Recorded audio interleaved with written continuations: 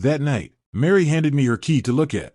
She said, "John, I think we should get an extra copy made, in case I forget mine, or you need one. It's always good to have a spare." I said, "Okay, we do it over the weekend." She nodded. I never imagined that spare key wasn't meant for me at all. David was a mutual friend. At least, that's how Mary introduced him.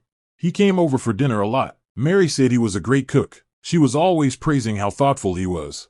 Sometimes I had to work late. Mary would call and say, David was in the area dropping something off, so I kept him for dinner. I'd say, "Okay, go ahead and eat." When I got home, there were often leftovers on the table. Mary would be asleep.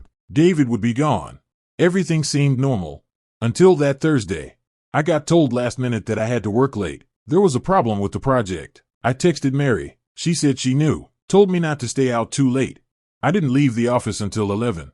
On the drive home, I felt a little hungry. I figured there might be leftovers in the fridge. Mary usually didn't wait up. I parked, walked up the steps, and froze. The living room light was on.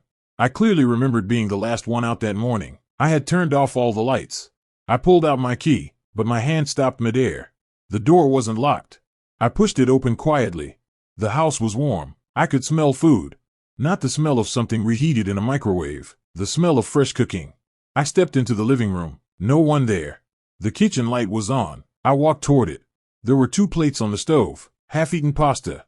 Next to the plates was our black pepper grinder, the one we barely ever used. I don't use black pepper. Mary doesn't either. We'd only used it once or twice since buying it. But David did. I remembered the last time he came over. He pulled an identical grinder out of his bag. My blood went cold. I heard a toilet flush from the bathroom. I turned around. David walked out of the hallway bathroom. He was wearing lounge pants, barefoot. His hair was wet, like he had just showered.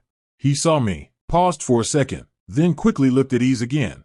He nodded at me, the way a host nods to a guest. He walked to the entryway and bent down to grab a pair of slippers from the shoe cabinet. They were mine. He put them on. Then he went to the door. He pulled a key out of his pocket. He hung it on the key hook by the door. There had always been 2 keys on that hook. Mine, Mary's. Now there were 3. The way he hung that key, so practiced, so natural, like he'd done it 100 times. We looked at each other. Neither of us spoke. Headlights swept across the window. Mary was home. She rushed in, her face pale. She saw me, saw David, saw the plates in the kitchen. Her lips trembled. "John," she said, running over and grabbing my arm. "Let me explain."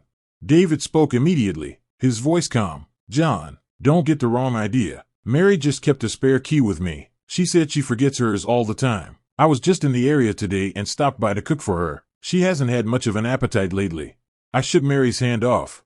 I looked at David, this man wearing my slippers, using my bathroom, hanging his key in my house. I asked Mary, my voice so calm it scared even me, "When did you decide someone else could come and go in this home?" Mary started crying. She said it wasn't what I thought. She said it was just a spare. She said David was only helping. She said she never meant to hurt me. She said, "I just didn't want to bother you. You're always so busy with work." I laughed. "Bother me? I'm your husband. Half of this home is mine. You didn't want to bother me, so you gave the key to another man. You let him come in whenever he wanted. You let him cook for you. You let him use my bathroom. You let him act like this was his home." David cut in. "John, don't make it sound so ugly. She gave me the key. I was just helping." I turned to him. "Then you can stop helping now. Leave your key, and get out of my house." David looked at Mary. Mary was crying with her head down. He shrugged, walked to the hook, took the key down, and placed it on the table. "Suit yourself," he said. "This is between you two anyway." He changed back into his own shoes and left. The door closed. That night, Mary slept in the guest room. I didn't sleep at all.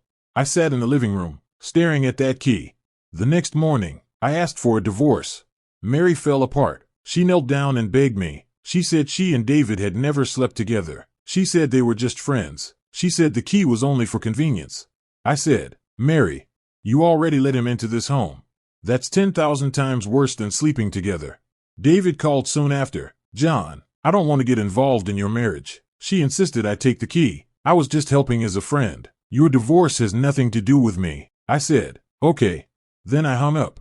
No one wanted to take responsibility for that key. Not Mary, not David. But someone had to. That someone was me. The divorce process began. I changed all the locks. The day Mary came to get her things, she stood at the door, staring at the now empty key hook. She suddenly started crying. John, I was wrong. I shouldn't have given him the key, I said. No. Your mistake wasn't giving him the key. Your mistake was that, in your heart, he already had the right to open this door. And I was the one locked outside. She left. I closed the door.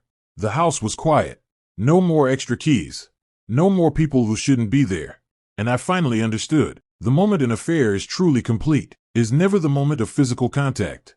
It's the moment you hand over the right to come home to someone outside the home. That key was small, but what it locked away was an entire marriage.